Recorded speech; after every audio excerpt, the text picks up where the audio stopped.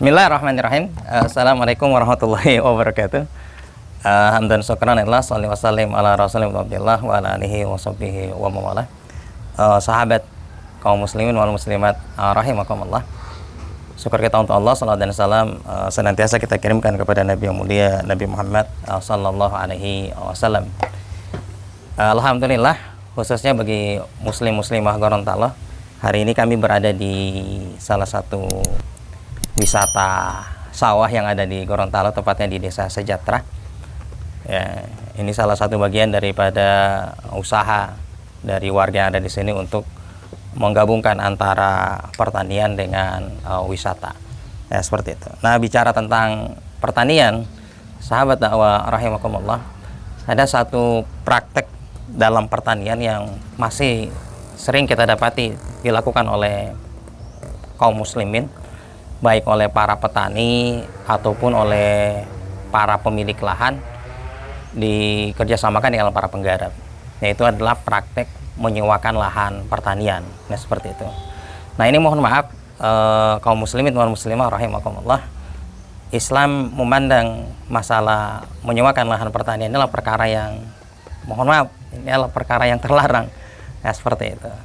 Karena Rasulullah SAW pernah mengatakan, naha Rasulullah SAW an kira'il ardi, bahwasanya Rasulullah SAW itu melarang kalian untuk menyewakan lahan, khususnya lahan pertanian, karena memang yang dipersoalkan adalah lahan pertanian. Atau di hadis yang lain, diriwayatkan Muslim, Rasulullah SAW juga bersabda, naha Rasulullah SAW ayyukhadhu lil ardi hazzun au azrun. Jadi Rasulullah SAW juga melarang, janganlah kalian mengambil untuk tanah itu sewa, ataupun bagian darinya, artinya bagi hasil. Maka hadirin sahabat dakwah rahimakumullah, praktek menyewakan lahan pertanian itu dalam kajian fikih Islam adalah perkara yang dilarang. Nah, seperti itu. Apa bentuk praktek menyewakan lahan pertanian tersebut? Adalah sederhananya begini. Terkadang ada pemilik lahan yang kemudian dia punya lahan, tapi kemudian dia tidak mengeluarkan apa-apa. Dia hanya punya lahan, maka kemudian lahannya dikerjakan oleh orang lain. Yang punya lahan tidak mengeluarkan apa-apa, yang mengerjakan ini yang berkeringat. Kemudian pada akhir panen, yang punya lahan ini kena dapat bagian bagi hasil dari orang yang mengolah. Ini adalah salah satu contoh praktek menyewakan lahan pertanian. Entah pihak yang punya lahan itu yang menyewakan, atau pihak yang tidak punya lahan yang datang minta untuk dikerjasamakan agar lahan tersebut diolah olehnya. Nah, hadirin jamaah rahimakumullah, dalam konsep Islam bicara tentang tanah, dia adalah sesuatu yang halal untuk dimiliki. Bahkan Islam tidak melarang kita untuk mengoleksi tanah sebanyak apapun. Sebanyak apapun tidak dilarang gitu. Cuman persoalannya konsep dalam Islam, ketika tanah tersebut kita miliki, khususnya tanah tersebut adalah tanah yang produktif, apalagi lahan pertanian, maka konsepnya adalah tanah tersebut harus sifatnya liihya, untuk dihidupkan, bukan untuk nganggurin, bukan untuk dikoleksi. Makanya Rasul mengatakan, man ahyal arda maitatan fahuwa ahaqqun. Siapa yang menghidupkan tanah mati, maka dia yang lebih berhak memilikinya. Artinya Islam sangat sekali memuliakan orang-orang yang mau menghidupkan tanah mati. Sebaliknya, Islam sangat mengutuk keras orang-orang yang menelantarkan tanah. Apalagi orang-orang yang membeli tanah di berbagai tempat hanya sebatas dikoleksi, semata-mata kepemilikan, kemudian dia tidak apa-apakan sama sekali. Adalah bentuk terhadap penzoliman terhadap apa yang dimiliki, padahal hakikatnya itu diminta oleh Allah untuk ditanami, untuk diolah. Dan dalam konsep Islam, ikhwani rahimakumullah, ketika berbicara konsep menghidupkan tanah, itu caranya adalah sederhana. Kita keluar modal dalam mengolah tanah tersebut, atau kita keluar keringat. Jangan tidak keluar sama sekali. Seperti itu. Jadi minimal kita keluar modal, artinya kita belanja kebutuhan-kebutuhan untuk olah tanah dan menanamnya, atau kemudian kita keluar keringat, artinya kita turun langsung untuk mengolahnya, sehingga sampai kemudian menghasilkan hasil dari lahan tersebut. Nah, yang paling dilaknat dan dilarang di dalam Islam itu adalah orang yang hanya berpangku tangan.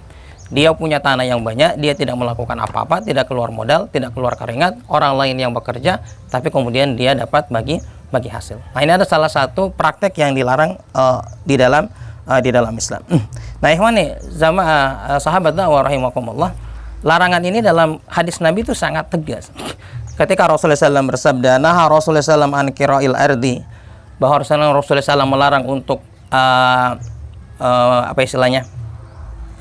menyewakan lahan pertanian. Maka kemudian ada orang yang bertanya kepada Rasulullah SAW, bagaimana idza nukriha, bagaimana jikalau kemudian kami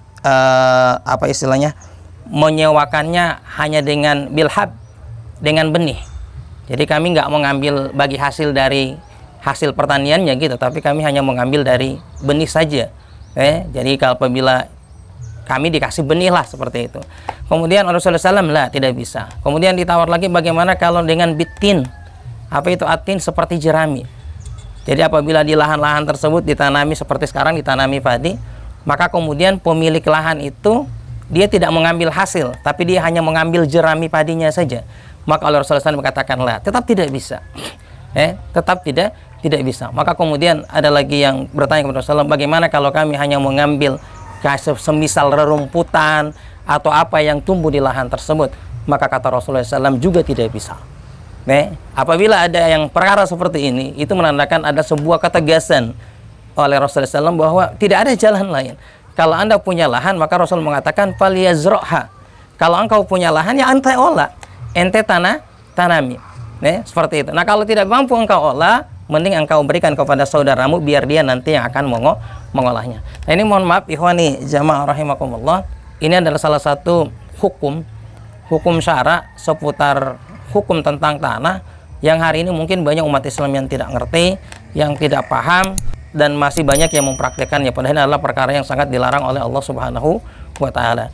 Makanya Umar Ibn Khattab itu pernah mengatakan, walaisa limuhtadirin ba'da thalathina sinin. Hati-hati. Dalam konsep Islam, orang yang punya lahan, kalau dia telantarkan selama 3 tahun, maka yang punya lahan tersebut tidak punya hak lagi. Dia tidak berhak untuk mengolah lahan tersebut. Seperti itu. Mestinya dalam konsep Islam, apabila ada lahan-lahan yang dianggurkan, yang tidak diolah oleh pemiliknya selama 3 tahun berturut-turut, maka mestinya negara menyitanya. Dan negara berhak memberikannya kepada orang-orang yang lebih layak, yang lebih siap, yang lebih sanggup di dalam untuk mengolah lahan tersebut. Inilah konsep Islam, salah satunya adalah larangan menyewakan lahan pertanian. Tapi sahabat dakwah rahimakumullah, larangan ini hanya berlaku untuk lahan pertanian. Maka jikalau konsep sekarang, andaikan lahan pertanian tersebut disewa, dijadikan tempat wisata, maka itu boleh. Apabila lahan pertanian tersebut disewa kemudian dijadikan kandang, itu boleh. Atau kemudian ada yang punya sepetak lahan kemudian disewa dijadikan sebagai toko dan lain sebagainya, maka silakan, tidak jadi masalah. Yang larangan tegasnya itu adalah menyewakan lahan pertanian untuk dijadikan lahan pertanian, artinya ditanami lagi, dan itu tidak sama sekali. Makanya ikhwani rahimakumullah, khususnya bagi para pemilik tanah, mari minimal kita kalau tidak keluar modal, ya kita keluar keringat, agar benar-benar tanah yang kita miliki itu menjadi berkah dan kita tidak mendapatkan laknat dari Allah Subhanahu wa taala karena kepemilikan lahan, justru kita melantarkannya. Mungkin ini yang bisa kami bagi dari tempat wisata Desa Sejahtera yang ada di Gorontalo, yaitu tentang hukum menyewakan lahan pertanian.